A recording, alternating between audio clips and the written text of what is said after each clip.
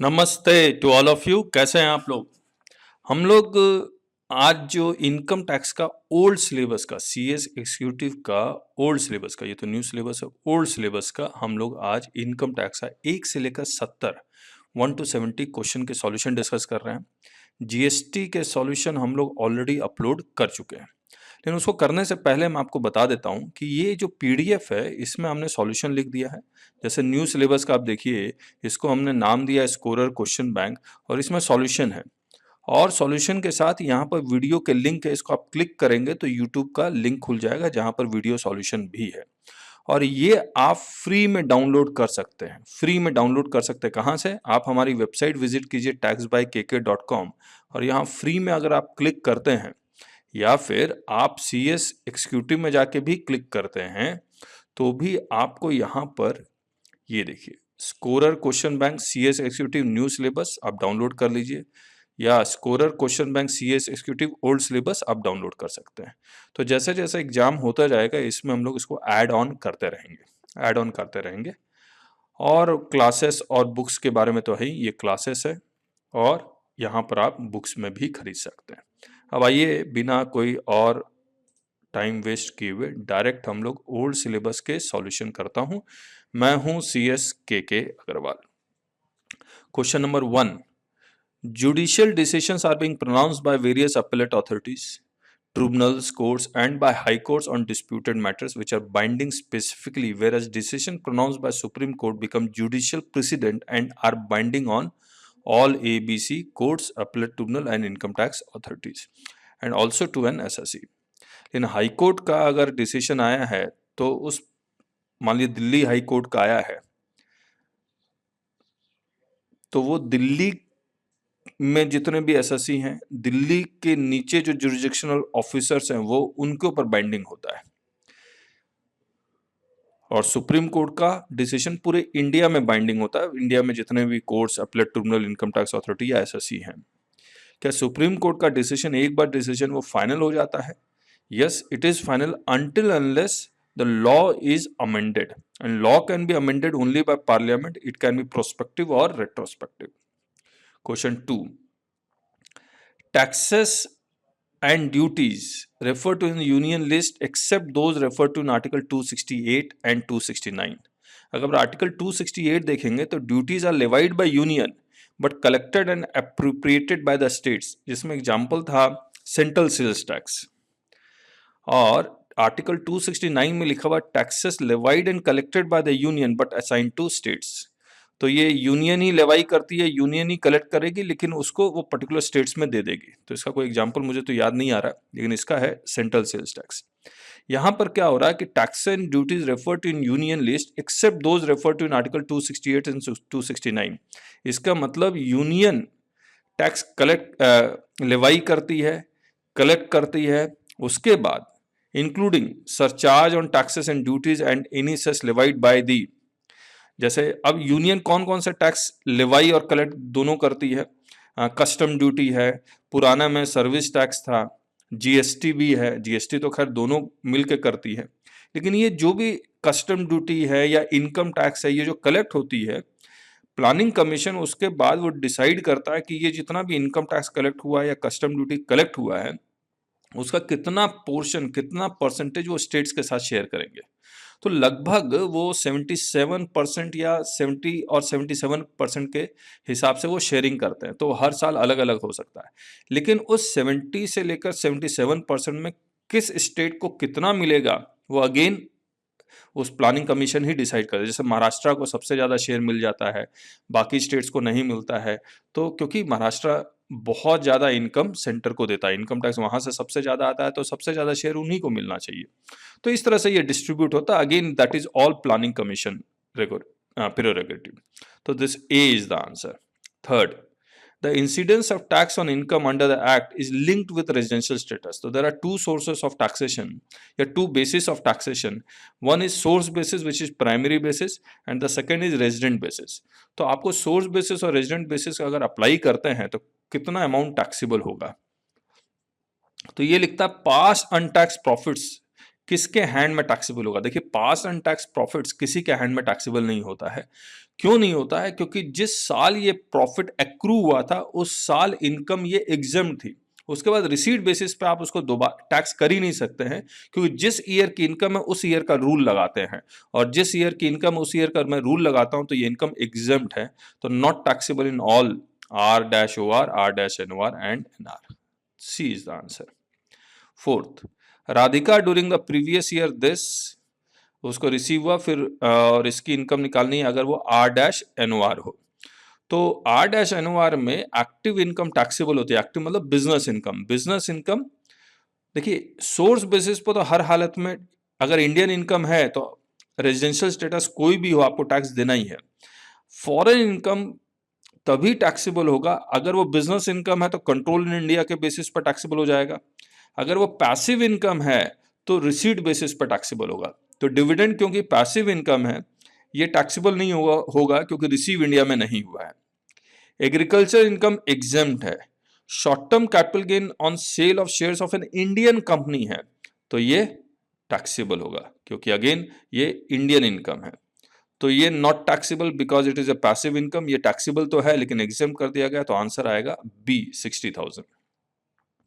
Fifth, Sitharaman born in UK is a foreign citizen. इसके बाद बहुत सारी चीजें दी हुई हैं, और बिकॉज ऑफ हिज दादा या दादी या नाना या नानी, ये अगर ये बॉर्न इन अनडिवाइडेड इंडिया है तो Sitharaman person of Indian origin हो जाते हैं, और पर्सन ऑफ इंडियन ऑरिजिन अगर इंडिया आते हैं ऑन ए विजिट तो एक्सेप्शन में फॉल करते हैं, और एक्सेप्शन में फॉल करता है तो ओनली 182 डेज का कंडीशन चेक करते हैं, और 25 नवंबर से 31 मार्च देखूंगा तो लेस देन 182 डेज है, इसलिए इसका रेजिडेंशियल स्टेटस NR है, non resident. Sixth, Section 87A provides a rebate from tax payable. Obviously, it is 5 lakh. The income tax department is governed by CBDT and is a part of Department of Revenue. 7B. Eighth, a resident SSC जो कम से कम 60 साल का, तो उनका obviously जो tax है वो कितना आएगा 3 लाख, और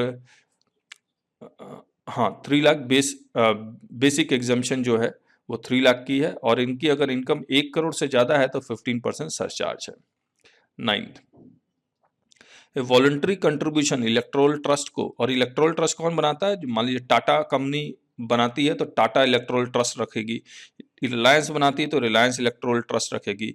तो ये चेन कैसे काम करता है? तो टाटा कंपनी पहले डायरेक्टली पॉलिटिकल पार्टी को डोनेशन देती थी।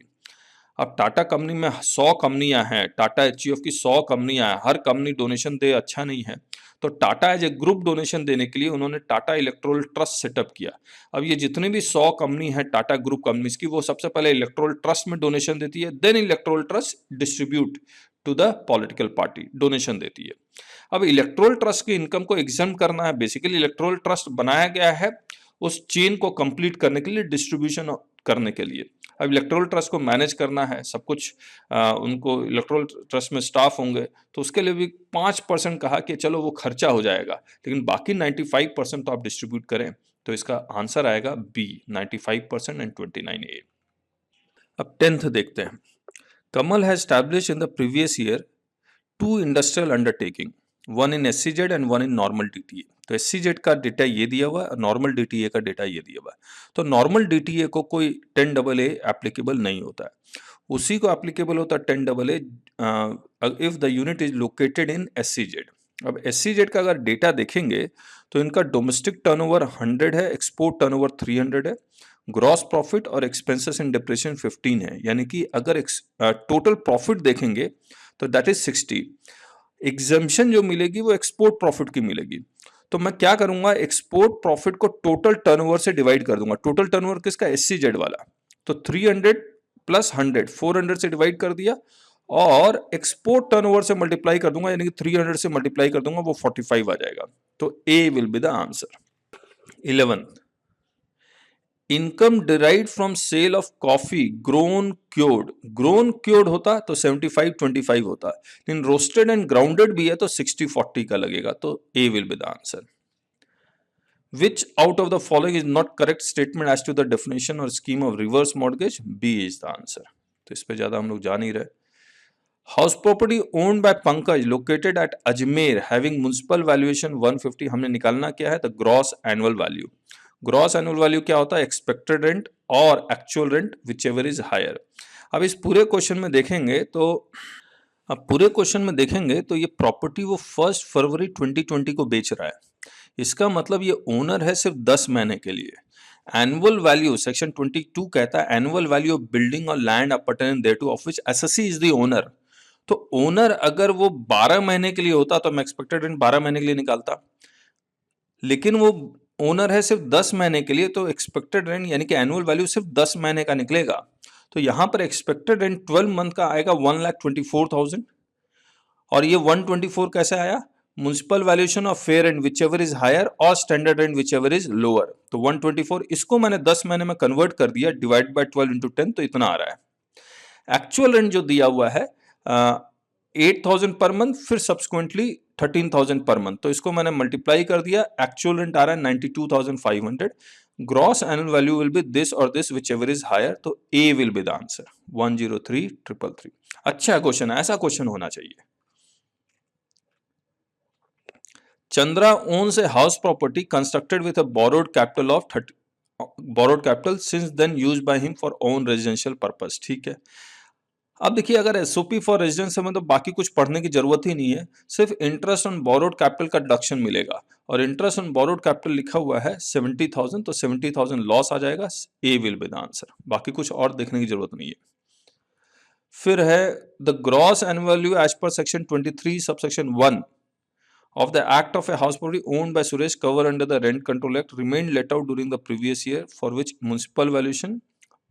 ये अगेन बहुत ही आसान सा क्वेश्चन है कि मैं पहले एक्सपेक्टेड रेंट निकालूंगा, municipal valuation of fair rent, sorry fair rent क्या है 360, 3 हायर क्या है 360, फिर मैं लोअर निकालूंगा तो 360 आ गया एक्सपेक्टेड रेंट, और ये 320 है, इन दोनों में से जो हायर है, तो A will be the answer. तो 16 अगर पढ़ते हैं तो car having cubic capacity of engine not exceeding 1.6 litres, गाड़ी है इंप्लॉयर की, खर्चा बियर कर रहा employee wholly for private purpose of which running and maintenance expenses are being borne and met by employee, then find out from the following as to value chargeable tax in the hands of employee as perquisite। Now, क्योंकि ये wholly for private purpose है, अगर ये mix purpose होता both for official and personal purpose, तब तो हम लोग टैक्सेबिलिटी जो करते वो इस हिसाब से कर देते। मैं अपनी बुक में दिखलाता हूं आपको, गाड़ी इंप्लॉयर की खर्चा इंप्लॉय का है, और car is use for mix purpose और नॉट एक्सीडिंग 1600, तो 600 पर मंथ, और शॉफर दिया होता तो 900 पर मंथ टैक्सेबल हो जाता। लेकिन क्योंकि होली फॉर पर्सनल पर्पस है, क्योंकि गाड़ी इंप्लॉयर की, तो इंप्लॉयर जो खर्चा कर रहा है वही टैक्सेबल होगा, और इंप्लॉयर की गाड़ी है तो इंप्लॉयर का जो खर्चा है वो क्या है, कार खरीदी हुई है तो 10%, किराए पे ली हुई है तो जो किराया है।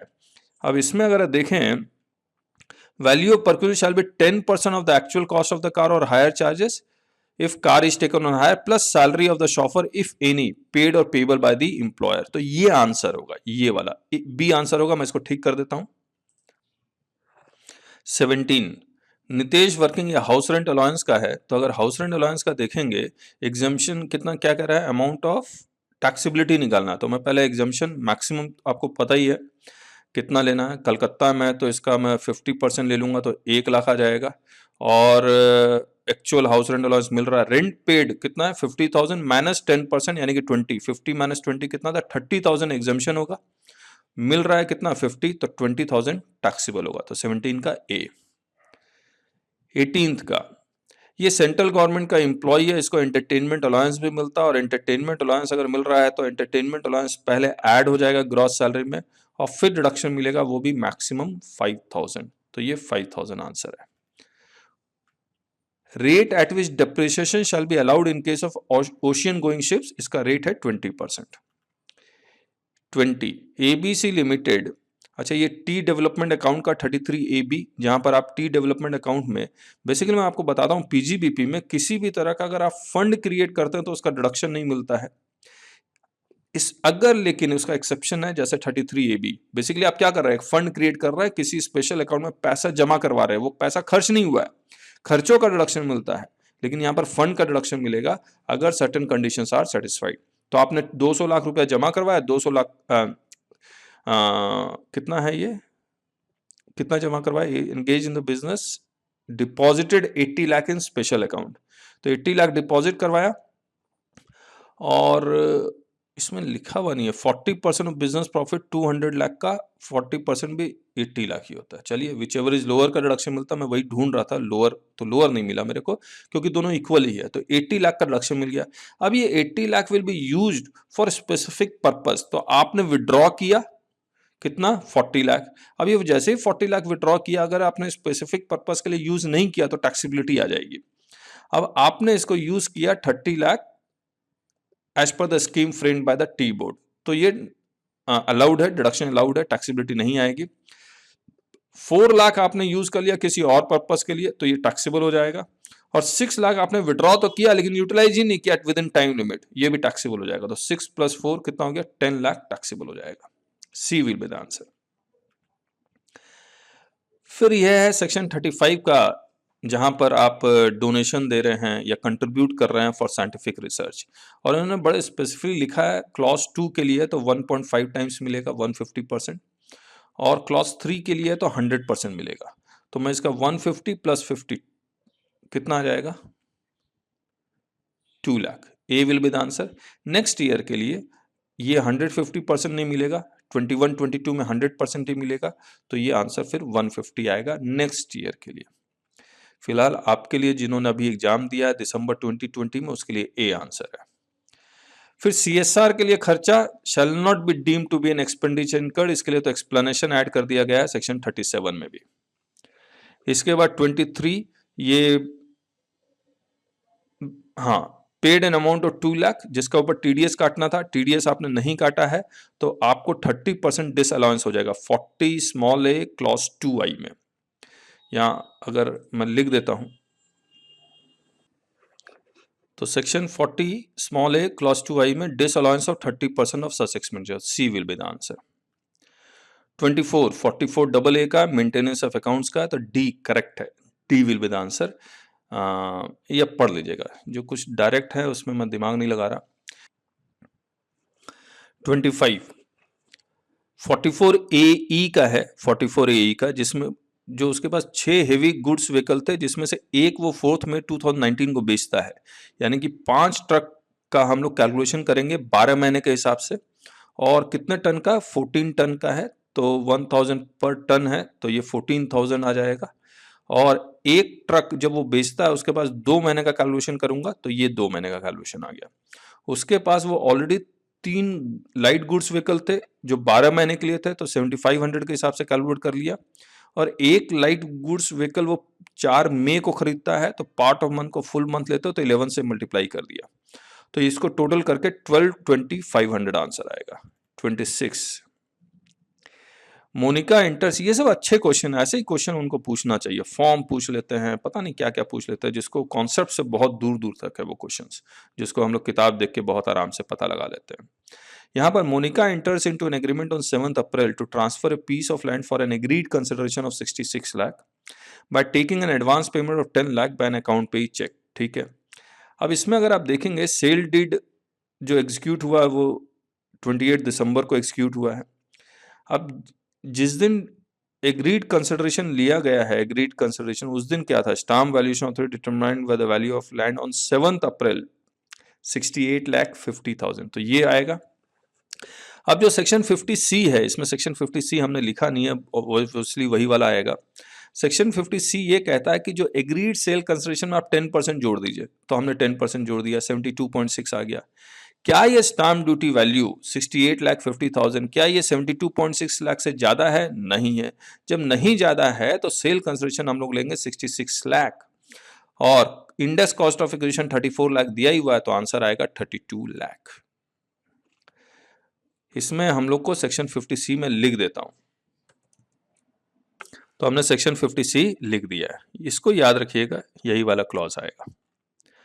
27, अब 27 में देखिए क्या हुआ है। 27 में ये हुआ है कि Rahim converted stock in trade on 10 May 2007, तो ये कन्वर्जन का डेट है, और ये स्टॉक खरीदा गया था या कैपिटल एसेट खरीदा गया था 15 जून 2002 को। फिर इसके बाद ये 10 मई 2007 को ये स्टॉक इन ट्रेड बेच देता है 15 जुलाई 2019 को। ये जो कैपिटल एसेट खरीदा गया था वो 70,000 का खरीदा गया था, और जिस दिन वो कन्वर्ट हुआ उस दिन फेयर मार्केट वैल्यू 4,80,000 है, और 4,80,000 का स्टॉक वो 18 लाख में बेचता है। आपको amount of capital gain determine करना है। कैपिटल गेन कैसे डिटरमाइन करेंगे हम लोग? आपको यहां पर सेक्शन 45 सब सेक्शन 2 एप्लीकेबल होता है, सेक्शन 45 सब सेक्शन 2, और वो ये कहता है कि जिस ईयर में स्टॉक इन ट्रेड बिकेगा उस ईयर में कैपिटल गेन अराइज होगा, लेकिन कंप्यूटेशन हम पहले ही करके रख लेंगे। इसका मतलब 7-8 से लेकर 2-3 का हम लोग इंडेक्सेशन करना है। हम लोग को फुल वैल्यू ऑफ कंसिडरेशन लेना है 4,80,000 minus index cost of acquisition 7-8 का इंडेक्स वैल्यू यानी कि 129, 2-3 का इंडेक्स वैल्यू यानी कि 105 इंटू कॉस्ट ऑफ एक्विजिशन 70,000, तो 86,000 आएगा। इसको माइनस करके आंसर आएगा 3,94,000, जो इसमें है नहीं, ऑप्शन में है नहीं। आप लोग कमेंट बॉक्स करके जरूर बताइएगा। क्वेश्चन नंबर 28, इसका आंसर ए है। प्रॉफिट्स ICDS जो actually apply market to market loss computer, वैसे तो सभी तरह की इनकम पे अप्लाई होता है, लेकिन mark to market loss PGBP का है। 29 क्या है? Ratan Lal age 55 year, resident in India, और इसकी हमें क्या निकालना है? इसका टोटल इनकम निकालना है। ओके, तो income of winning from races पूरा 20,000, इसमें किसी भी खर्चे का रिडक्शन नहीं मिलता है। शॉर्ट टर्म कैपिटल गेन 1,75,000 ये कैलकुलेटेड है, तो ऐड कर देंगे 195 आ गया। इंटरेस्ट ऑन फिक्स डिपॉजिट्स 2,31,000 ये भी ऐड कर देंगे, और इसमें कोई 80 TTA या TTB का रिडक्शन नहीं मिलेगा। 80 TTB एप्लीकेबल नहीं है क्योंकि 60 साल नहीं है, और TTA का डिडक्शन तभी मिलता है जब वो सेविंग अकाउंट वाला है, ये फिक्स डिपॉजिट वाला है, तो इसीलिए डिडक्शन नहीं मिल रहा। तो मैं ये तीनों को जोड़ूंगा और पब्लिक प्रोविडेंट फंड में 1,14,000 जो कंट्रीब्यूट किया उसको माइनस कर दूंगा, तो आंसर बी आएगा 3,12,000। 30 ICDS find out which in the following is the false statement. तो ICDS मैट को अप्लाई होता है, यही फॉल्स है, क्योंकि मैट की जो हम लोग इनकम कंप्यूट करते हैं वो कंपनीज एक्ट के अकॉर्डिंग करते हैं, इसीलिए इस पे अप्लाई नहीं होता है, बाकी सभी पे अप्लाई होता है। तो 30 का ए आंसर है। 31 carry forward losses of normal business can be set off, यानी कि non speculation business can be set off against any income except, तो ये नॉन स्पेकुलेशन बिजनेस सभी इनकम के साथ सेट ऑफ हो सकता है एक्सेप्ट सैलरी के साथ, तो D is the answer. Income of A individual, जो माइनर चाइल्ड की इनकम है वो पेरेंट्स के हैंड में इंक्लूड होगी, चाहे फादर या मदर जिसकी इनकम ज्यादा है, लेकिन एग्जाम्पशन देने के बाद सेक्शन 10 सब सेक्शन 32 में, और एग्जाम्पशन है a 1,500 up to ₹1,500 in respect of each minor child. फिर ये लिखा हुआ 33 अगेन 4 माइनर चिल्ड्रन है, जिसमें से एक माइनर चिल्ड्रन ऑन अकाउंट कहा गया daughter who has income of 4,500 was suffering from disability, तो ये वाली इनकम क्लब नहीं होगी। जिसका भी क्वेश्चन पेपर है, अच्छा स्टूडेंट है, ये इसने काट लिया यहाँ पर, बाकी सबको आराम से जोड़ लिया और 1,500 पर माइनर चाइल्ड का एग्जाम्पशन क्लेम कर लिया, 14,500 आंसर आएगा 33 का B. 34 income of interest received by minor child on a fix deposit. देखिए माइनर चाइल्ड जो डायरेक्ट इनकम कमाता है अपने मैनुअल वर्क से या स्किल से, वो इनकम एग्जाम नहीं होती है, लेकिन मैनुअल वर्क से या स्किल से टैलेंट से जो पैसा कमाया उसको फिक्स डिपॉजिट करवा दे, तो इनकम फ्रॉम इनकम वो इनकम क्लब होगी जिसकी इनकम ज्यादा है, तो डी आंसर होगा। To be clubbed with income of that parent whose total income before including minor income is higher. इसके बाद है ये अगेन बाप रे बाप 80PA the total turnover of the company is less than 100 crore, तो इसका वो डिडक्शन मिलेगा प्रोड्यूसर कंपनी का। 36 जुबिन रूरल एरिया में जो लैंड लोकेटेड एग्रीकल्चर लैंड उसको खरीदना चाह रहा है कि पूछना चाह रहा है कि TDS कटेगा या नहीं कटेगा, तो section 194IA other than agriculture land situated in rural area लिखा हुआ not to deduct tax at source, the answer है। The maximum amount which can be donated in cash वो 2,000 है 80G वाला। An individual resident senior citizen taxpayer can claim an amount of dash as deduction respect to this is 50,000. 38 का C और इसका section है 80 TT B, ये लिख देता हूं मैं। तो 38 का सेक्शन 80 TT B। 39 80 EEA में जो residential house, affordable residential house, उसका जो मैक्सिमम डिडक्शन मिलेगा इंटरेस्ट का 1,50,000 सिर्फ इंडिविजुअल को मिलता है, HUF को नहीं मिलता। तो correct answer is D. Question number 40। अब ये 80 QQB का है, रॉयल्टी वाला। आपको 80 QQB में पता है कि 15% से ज़्यादा डिडक्शन नहीं मिल सकता। अब इसको रॉयल्टी मिल रहा है 17% ऑफ सेल्स वैल्यू और अमाउंट और रॉयल्टी है 1 लाख। तो हमने सेल्स वैल्यू को x मान के अगर कैलकुलेट करें सेल्स वैल्यू तो 588,235 आएगा। इसका मैं 15% निकालूंगा तो 88,235 आएगा। अब ये 88,235 से ज़्यादा का रिडक्शन तो मिल नहीं सकता और इसमें मैं 10,000 माइनस करता हूँ तो कर देता हूँ तो 78,235 आएगा। और ये सारा रॉयल्टी इंडिया के बाहर कमा गया तो ये पैसा भी इंडिया लेके आना है, तो वो लेके भी आ रहा है। तो हमारे हिसाब से आंसर 78,235 आना चाहिए, जिसका ऑप्शन में है नहीं। 41 the rates of income tax excluding cess cooperative society वाला है, तो इसका आंसर सी है। 3,000 plus 30% of the amount by which total income exceeds 20,000। इसके बाद है 42 15 साल के लिए क्रेडिट कैरी फॉरवर्ड हो सकता है।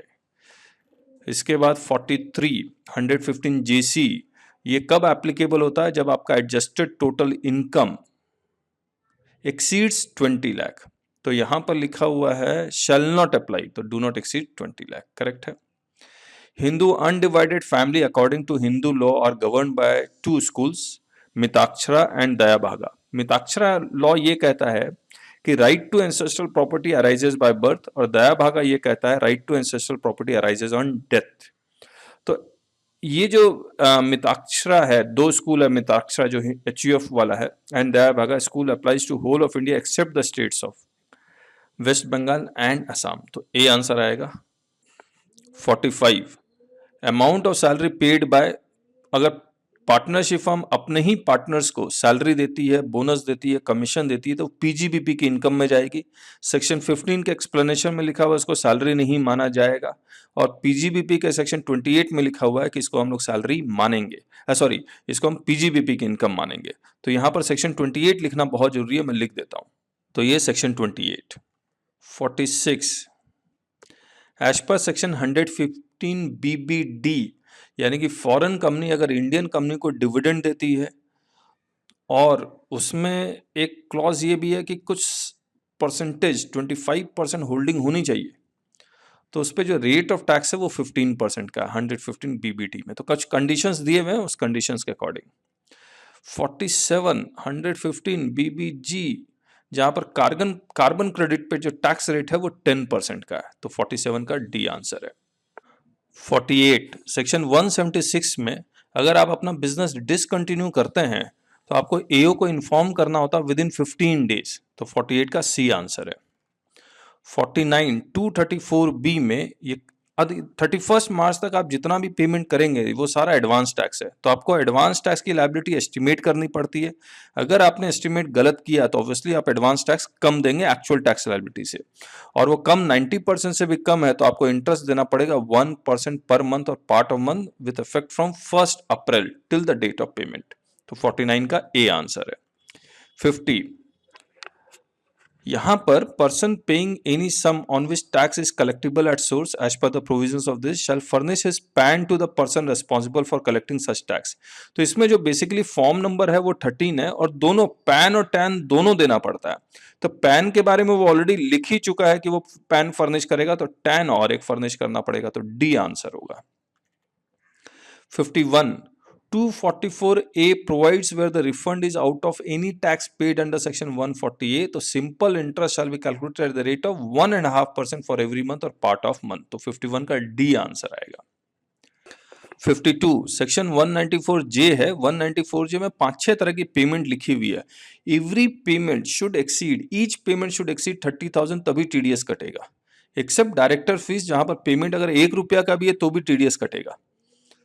तो यहां पर प्रोफेशनल फीस और रॉयल्टी दिया जा रहा है और कोई भी पेमेंट एक्सीड 30,000 नहीं है, इसलिए निल बीइंग नॉट रिक्वायर्ड, तो TDS नहीं कटेगा। 52 का ए आंसर है। 53 रिटर्न ऑफ इनकम, ये 234A का है और 234A कहता है कि अगर आप रिटर्न ड्यू डेट के बाद फाइल करेंगे तो आपको इंटरेस्ट देना पड़ेगा, और वो इंटरेस्ट कब से शुरू होगा? ड्यू डेट के बाद, after the expiry of due date of filing of return and ending on the date of furnishing of return. तो बी आंसर है 53 का। 54 194N जो कैश विड्रॉल है, तो वो कैश विड्रॉल फ्रॉम बैंक है और वो एक्सीडिंग 1 करोड़, तो रेट ऑफ टीडीएस जो बैंक को काटना पड़ेगा 2%। 55 194M जो नया आया है उससे रिलेटेड है, और ये 194M में लिखा हुआ है कि अगर एक इंडिविजुअल और एचयूएफ जो पर्सनल कॉन्ट्रैक्ट करवा रहे थे, बिजनेस वाला नहीं, पर्सनल कॉन्ट्रैक्ट, अपना घर उर बनवा रहे हैं, तो वहां पर रेट ऑफ टीडीएस है 5% if the amount exceeds 50 lakh. Next assessment year के लिए चेंज है, याद रखिएगा 3.75%, कुछ डेट्स दी हुई हैं उसके according. 56 state and find out in which of the following transaction quoting of PAN is not compulsory और मैंडेटरी। रूल है 114B, मैं लिख देता हूं। 56 यहां देखिए, quoting of PAN is not compulsory और मैंडेटरी, तो payment in cash in connection with travel to any foreign country amount exceeding 50,000 compulsory है। सिक्योरिटीज 1 लाख से ज़्यादा कंपलसरी है। इमोल प्रॉपर्टी 10 लाख से ज़्यादा कंपलसरी है। या और कोई ट्रांजेक्शन हो जो स्पेसिफिकली नहीं लिखा हुआ है, वहां पर एक्सीडिंग 2 लाख से ज़्यादा का ट्रांजेक्शन है तब कंपलसरी है। तो ये स्टेटमेंट डी फॉल्स है, तो दिस इज द आंसर 56 का। 57 234F जो लेट फीस आपको जमा करवानी है अगर आप रिटर्न लेट फाइल करते हैं, तो यहाँ पर जो प्रोविजन हम अपनी किताब में अगर दिखलाऊं कि आपकी total income up to 5 lakh है तो लेट फीस 1000 है, लेकिन टोटल इनकम एक्सीड्स 5 लाख है और रिटर्न आपने 31 दिसंबर तक फाइल किया तो 5000 वरना 10,000 है। अब इस क्वेश्चन में अगर देखेंगे तो यहाँ पर वो return total income exceeds 5 lakh है और रिटर्न 31 दिसंबर के बाद फाइल कर रहा है, तो लेट फीस आएगी 10,000, तो सी आंसर आएगा। 58 144C डिस्प्यूट रिजोल्यूशन पैनल का है। ये जो जितने भी है सब सेक्शन हमने लिखे हुए हैं, 9 में ट्रू है, सब सेक्शन 10 में ये लाइन लिखी हुई है, सब सेक्शन 11 में ये लाइन लिखी हुई है, लेकिन सब सेक्शन ये लाइन कहीं नहीं लिखी हुई है, तो 12 मंथ ये सब का कोई कहानी नहीं लिखा हुआ, तो this will be the answer D. 58 का डी। 59 का सेक्शन 260A हाई कोर्ट में आप अपील फाइल करते हैं तो 120 डेज, सुप्रीम कोर्ट में फाइल करते हैं तो 180 डेज, कमिश्नर CIT अपील में फाइल करते हैं तो 30 डेज है, और ITAT में फाइल करते हैं तो 60 डेज है। तो 30, 60, 120, 180 ऐसे चलता है। Question number 60 settlement commission. Settlement commission में आप तभी जा सकते हैं जब आपका जो additional amount of income tax आप डिस्क्लोज करते हैं एक्सीडिंग 10 लाख, फॉर्म है 34B, तो बी आंसर है। 61 276CC का आपके अगेंस्ट अगर आपने जानबूझ के रिटर्न फाइल नहीं किया है तो आपको जेल भेजा जा सकता है अगर द रिटर्न इनकम एक्सीड्स 10,000। 61 का सी। 62 ये जो भी सेंटेंस लिखा हुआ it is a case of tax avoidance, it is a case of tax avoidance, क्योंकि आप सारा काम कर रहे हैं बट एज पर लॉ भी कर रहे हैं, बट आप एडवांटेज ले रहे हैं, लूप होल का एडवांटेज ले रहे हैं, तो इट इज टैक्स अवॉइडेंस। ये फ्रॉड भी नहीं है, कंसीलमेंट या इलीगल मेजर भी नहीं है। अगर ये फ्रॉड, कंसीलमेंट, इलीगल मेजर होता तो टैक्स इवेजन हो जाता। लूप होल का एडवांटेज ले रहे हैं इसलिए टैक्स अवॉइडेंस है। 63 ये टैक्स प्लानिंग इज लेजिटिमेट, तो ये आंसर है नॉन प्रोडक्टिव इन्वेस्टमेंट। तो आप basic which is not the basic objective of tax planning. Basic objective of tax planning तो obviously reduction of tax liability है, healthy growth of economy है, क्योंकि income tax में वहीं पर investment करवाया जाएगा जहाँ से economy को फायदा होगा, प्लस minimization of litigation, इसको हम लोग specific word में बोलते हैं tax management का हिस्सा है, लेकिन वहाँ इन्वेस्ट करना चाहिए जहाँ पर रिटर्न ज़्यादा होता है, तो non productive investment tax planning का हिस्सा नहीं है, तो डी आंसर है। 64 इंस्ट्रक्शन या सर्कुलर जो इशू होते हैं CBDT द्वारा, वो ऑब्वियसली वो बाइंडिंग होता है डिपार्टमेंट पे, लेकिन SSC के ऊपर बाइंडिंग नहीं होता है। SSC उसका फायदा उठा सकता है if it is favourable to the SSC। अगर उसका अगेंस्ट जा रहा है तो फिर आपको लड़ना पड़ेगा, क्योंकि डिपार्टमेंट तो उस सर्कुलर के अकॉर्डिंग जजमेंट पास करेगा या डिसीजन लेगा, फिर आपको कोर्ट में जाके या अपीलेट अथॉरिटी में जाके उसके अगेंस्ट डिसीजन ले सकते हैं आप। तो यहाँ पर इसका आंसर है the instruction of the board are binding on the department and SSC both, this is false, बाकी सब कुछ ट्रू है। इसके बाद 65 टैक्स प्लानिंग, ये मुझे क्वेश्चन ही नहीं समझ में आया। मुझे तो लगता है कि which is not type of tax planning, all four are types of tax planning. 66 जहां पर इंटरनेशनल ट्रांजैक्शन में आप इंफॉर्मेशन फर्निश नहीं करते हैं, डॉक्यूमेंट्स फर्निश नहीं करते, तो आपको सेक्शन 271G में पेनल्टी देनी पड़ती है, that is 2% of the value of each international transaction. 67 APA obviously 5 consecutive previous year के लिए होता है, उसके बाद फिर से नया एपीए साइन करना पड़ता है। 68 ट्रीटी का मतलब ऑब्वियसली दो देशों में जो एग्रीमेंट होता है उसी को टैक्स ट्रीटी बोलते हैं, और ये ए वाला है 90 और 90A। 90A specified territory government specify करती है, बेसिकली वो कंट्री नहीं होती है, तो वहां पर 90A आता है, तो ए आंसर है। 69 एडवांस रूलिंग को अगर आप एप्लीकेशन दे रहे हैं तो क्वाड्रिप्लिकेट में जाएगा। फीस 10,000 जरूरी नहीं है, 10,000 से ज्यादा भी हो सकता है depending upon case to case, but इस ऑप्शन के अकॉर्डिंग सी आंसर है। फिर advance not a power, yes authority for advance ruling quasi judicial authority भी हो सकती है, लेकिन वो पावर ऑफ अरेस्ट इसके पास नहीं है, तो बी आंसर है। तो we completed CS executive old syllabus income tax question 1 to 70। और मैं दोबारा बोल रहा हूं कि ये क्वेश्चन पेपर आप डाउनलोड कर सकते हैं हमारे वेबसाइट से taxbykk.com से। Thank you so much, bye bye.